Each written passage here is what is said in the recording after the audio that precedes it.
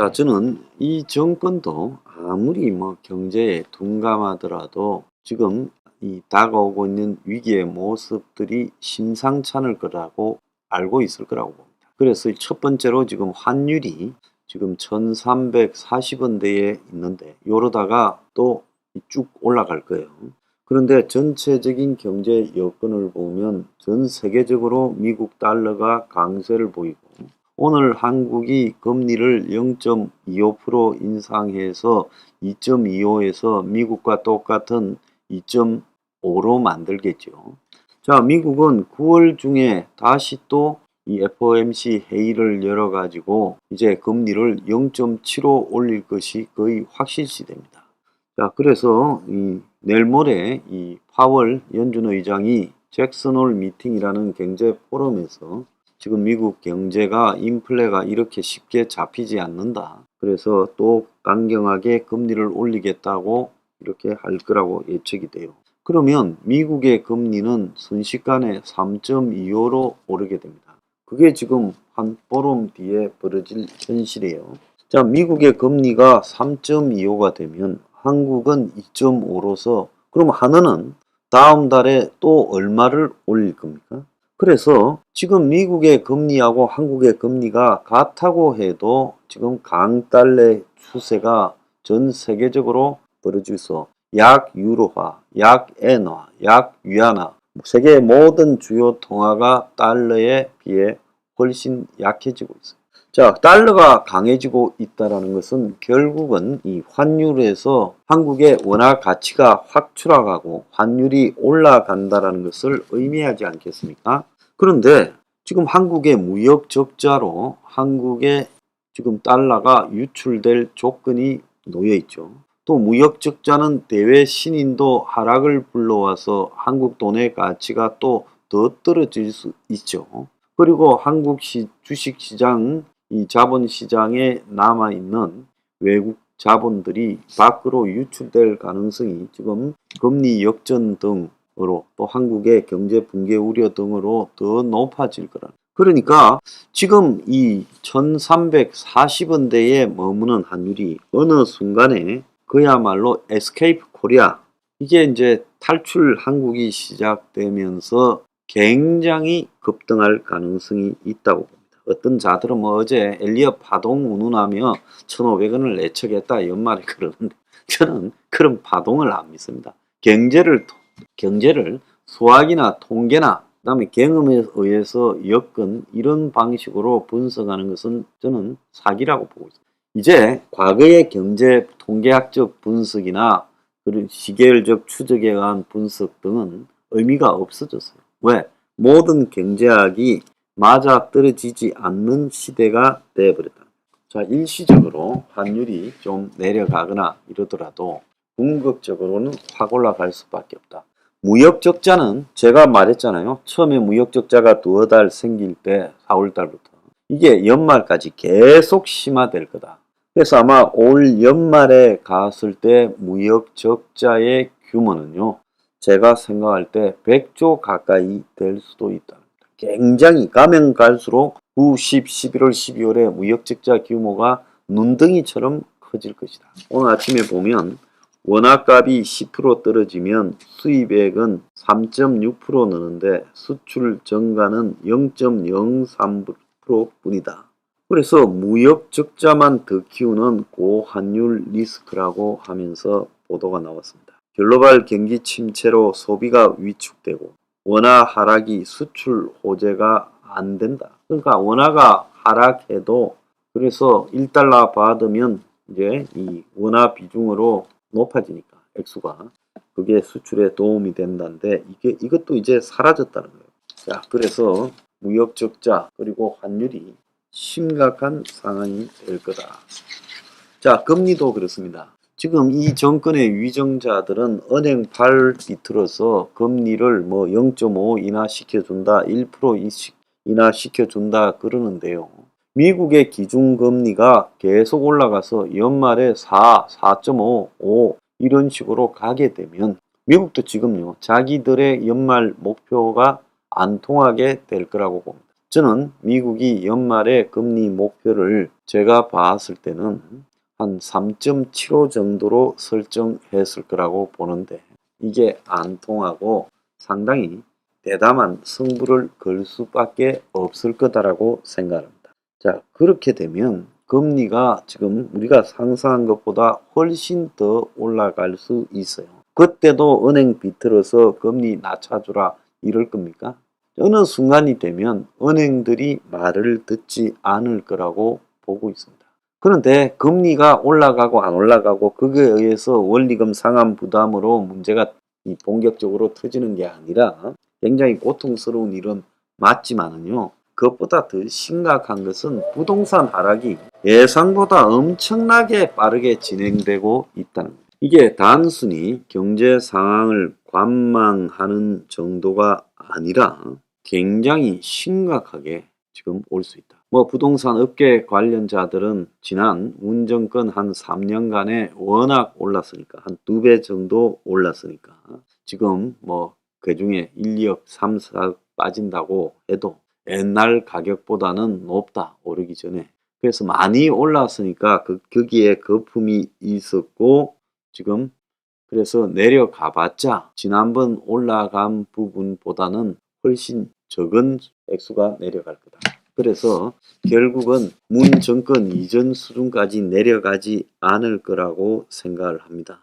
자, 제가 봤을 때는 그러지 않다. 지금 전문가들은 소형 아파트는 4, 50%, 대형 아파트는 1, 20% 이렇게 하락을 예상하는데 천만의 말씀이다. 그래서 앞으로 한 10년 이상의 기간 동안에 부동산이 계속 하락을 해갈 수 있다라는 겁니다.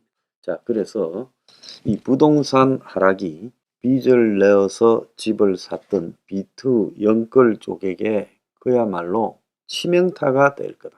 자영업자 부채만큼 아니 그보다 더 심각한 게 이 빚걸 영투에서 집 산 하우스푸어 족들입니다. 지금 이미 하우스푸어가 돼 있을 거예요. 월급 받아서 은행에 원리금 갚기가 바쁠 건데 근데 집값이 뚝뚝 내려갈수록 이제 자기가 가지고 있던 자기 돈은 거의 상승분 하락해서 날려버리고 그 다음에 이제 은행에 빌린 돈만 자기가 지금 원리금 갚고 있는 그러니까 내 원금은 날리고 은행 빌린 돈에 대해서 끝없이 지금 원리금을 갖고 있는 그런 양상이 전개될 거라고 보고 있습니다. 그 속에서요 견디지 못한 사람들이 이제 집을 털어버리면서 부동산 부채가 터져나갈 거다. 그래서 지금 속도가 굉장히 빨리 진행되고 있다. 한 달 한 달이 달라요. 그런데 오늘 이제 뉴스를 보면 미국에서 집값이 3년 만에 첫 하락했다. 2011년 이후 최대 폭이다. 그래서 미국 모기지 업체에서 발표했어요. 그래서 코로나 이후에 집값이 폭등했고 또 금융위기 이후에 계속 조금씩 올라가던 이런 상황이었습니다. 그래서 금융위기 이후 직후를 빼고 나면 올해만큼 집값이 내려간 적이 없었다는 거예요. 그래서 이제 집값이 내려가느냐 폭락하느냐 마느냐라는 변곡점에 있다가 이제 밑으로 쭉 빠지는 것이 지금 시작되었다는 겁니다. 자, 이것도 뭐 별별 해석을 하고 있어요. 일시적인 현상이다 어쩐다 하는데 미국의 집값이 지금 문제가 아니라 미국에서 나오고 있는 모든 문제, 소비의 급격한 위축, 재고의 폭증, 그리고 좋은 일자리가 소멸되고 있는 것들, 또 미국 회사들이 지금 정리해고에 들어가고 있고 수익률이 뚝 떨어지고 미국 주가가 하락하고 있는 거 이런 것들이 다 종합적으로 집계를 내보면 미국이 거대한 경기 침체를 맞이할 것 아니냐라는 우려가 있어서 생기는 일이죠. 그래서 서울 아파트조차도 지금 하락 비중이 10년 내 최고조를 기록하고 있다. 그래서 앞서 이제 제가 이야기했던 부분, 환율, 그리고 이제 이 무역 적자, 그리고 이제 이 부채, 그리고 집값 하락. 자, 여기에 이제 뭐 자영업자 부채나 다중채무자 부채가 또 양념 역할을 하게 될 건데 주 폭발의 내관은 부동산 하락에서 부동산 담보 대출 받은 사람들의 문제에서 터질 거다. 이렇게 보고 있는 겁니다. 자, 윤석열이 지금 거시경융 상황 점검 회의를 주재해서 금융위기 상황이 발생하지 않도록 민생 어려움이 가중되지 않도록 철저히 점검 대응하겠다고 말을 하고 고금리, 고환율, 고물가, 3고 현상과 관련해서 과거 위기 상황에 비해 우리 경제의 대외 건전성이 많이 개선되었지만 결코 방심할 수 없다라고 한 5월 13일 말보다는 더 심각한 금융위기 상황이 다시 발생하지 않도록 만전을 기하겠다. 이제 좀 더 어렵게 전개되고 있다는 거죠. 자, 그런데 자기가 말했던 것보다 상황이 더 안 좋다. 그런데 지금 원화 약세, 그리고 무역 적자 확대가 굉장히 좀 심각하다고 보는 것 같고, 그 다음에 국민이 안심할 수 있도록 긴장의 끈을 놓지 않겠다. 그러면서 금융 외환시장 안정, 수출 확대, 무역 수지 개선, 물가 민생 안정 등 당면 현안과 리스크 대응책을 세밀하게 챙기겠다며 민간 전문가들을 향해 현장에서 감지되는 문제점을 언제든 전해달라. 실시간 소통하며 즉시 필요한 대응을 해나가겠다. 자, 현장에 있는 민간 전문가까지 거론했어요. 자, 제가 윤에게 이야기를 하고자 합니다. 솔직히요, 대한민국에 이 윤 같은 사람이 좋아하는 민간 전문가. 자, 삼성경제연구원, 재벌경제연구소 연구원, 그리고 또 무슨 각종 은행의 연구원, 정권회사 연구원, 이런 것들이 윤이 생각하는 민간이겠죠. 그 다음에 이제 경제학, 경영학 하는 교수들. 제가 이야기를 하자면 그 사람들 중에 지금 현실 경제에서 전개되고 있는 이 상황에 대해서 정확히 이해를 하는 사람이 저는 거의 없다고 보고 있습니다. 왜? 지금 나타나는 이 경제 현상은 경제에서 있는 어떤 이론들도 다 통하지 않는 부분이에요. 그래서 화폐 금융 이론도 지금 안 통하고 있고, 그 신자유주의적인 이론도 안 통하고 있고, 케인즈주의적인 이론도 안 통하고, 필립스 곡선도 안 통하고, 엘리어트 이 파동도 안 통한다. 그 구천에크의 저성장 이론도 안 통하는. 자, 이런 모든 이 경제학에 지금까지 담아놨던 그런 이 내용들이 통하지 않는 상황이 됐다. 자, 그거는 뭐냐? 경제가 상식을 벗어난 일들을 해버렸다는 거예요. 그럼 거기에서 경제는 누구냐? 미국 등 주요 국가의 경제 당국이죠. 오늘 보면 바이든이 중간선거 앞두고 역대 최대 규모의 이 학자금 부채 탕감한다 했거든요. 자, 미국도 결국 지금 막장으로 가는 겁니다. 선거 앞두고요. 저런 식으로 트럼프는 트럼프대로 바이든은 바이든대로 미국에서 통화를 남발했어요. 저런 것들이 다 통화 남발로 이어지고 있지 않습니까? 금융위기나 코로나 때 얼마나 많은 통화 남발을 했느냐. 그리고 지금 세계가 완전 분배가 왜곡되어졌어요. 노동자의 임금은 점점 더 줄어들고 있고 자본가가 가져가는 돈은 점점 더 커지고 있습니다. 자, 4차 산업이 일자리를 소멸시키고 있고 코로나나 지금 우크라이나 전쟁 같은 또 미중 대결 같은 이런 신냉전 구도가 또 질병이 변수로서 작용하고 있고 글로벌 이 자유무역이 무너지고 신자유주의가 무너지고 보호무역 각자 도생의 시대가 됐다는 거예요. 그래서 기존의 무슨 서로 무역을 하는 것이 서로에게 이롭다는 리카도의 이론 같은 것도 다 무너진 거예요. 그래서 경제학이 다 무너져 버렸는데 이 민간 전문가라고 하는 기득권에 있는 사람들이 이 현상을 정확하게 내려다볼 수 있을까요?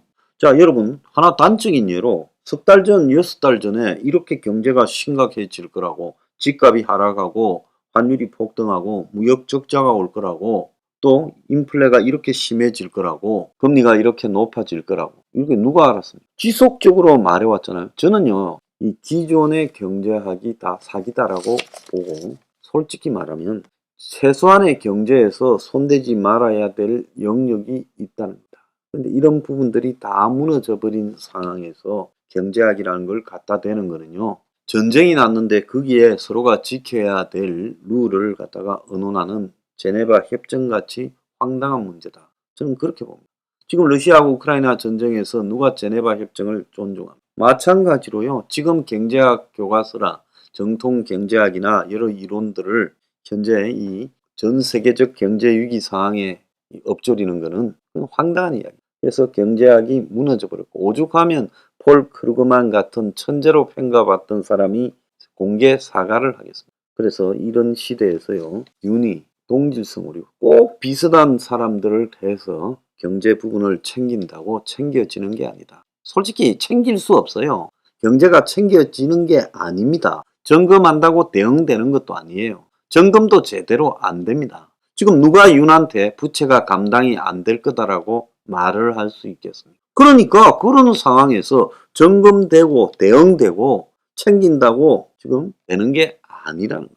위기는 피할 수 없는 거고 그 피할 수 없는 일에 대해서 감수를 하려고 작정하고 이제 이것을 어떻게 피해를 줄일 거나 그거나 생각해야 되는 거죠.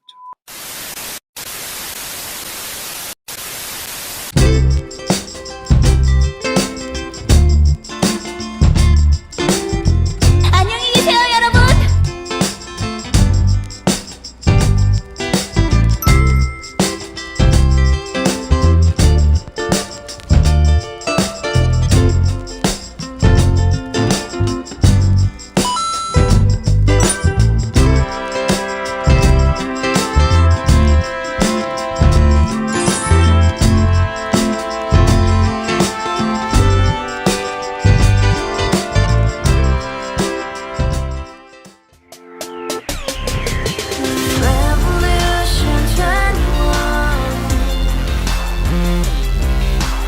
Revolution 21. Revolution 21. 내 나이 30 월세 30 코인빚만 300 서울에 온 지 벌써 10년 아둥바둥 버텼지만 여전히 난 반지 하에 제왕 곰팡이 연문제약 내비랭 깡통 망통 완전히 폭망 90원 창문만큼 작아진 내 꿈 연애 결혼 내 집 모든 게 헛꿈 1년 전 떠난 여친 울며 말했지 같이 살자 평생 가본 게 꼭꼭꼭하지 Revolution 21. 가바후스 700 나도 소유주 Revolution 21. 가바후스 700 나의 소주 택시기사 우라부지 마트 캐셔 울어무니 우리 집안 다 털어봤자 후줄 그래 개선민 내 미래 거기서 팍 끝난 거지 팍더 이상 노력 따윈 괴물이 스펙 찾아서 말리 비오는 날 알바 잘려 맨날 학원 날 개쳐 발려 밤비 내리는 양화대교 홀로 걷고 있을 때 현수막에 아로 새겨진 평당 700짜리 아파트 다같이 소리 질러 혁명 21 Revolution 21. 가바후스 700 나도 소유주 Revolution 21. 가바후스 700 나의 소주 You and I, we live together in the house. Brand new day, and your dream had just begun. Yeah. Revolution 21, only hope and happiness. 너의 곁에 내가 영원히 Yeah. 지금까지 정치인들 입만 열면 찝찝찝 개소리 멍멍멍 쳤다 하면 뻥 잘난 부모 만나 잘난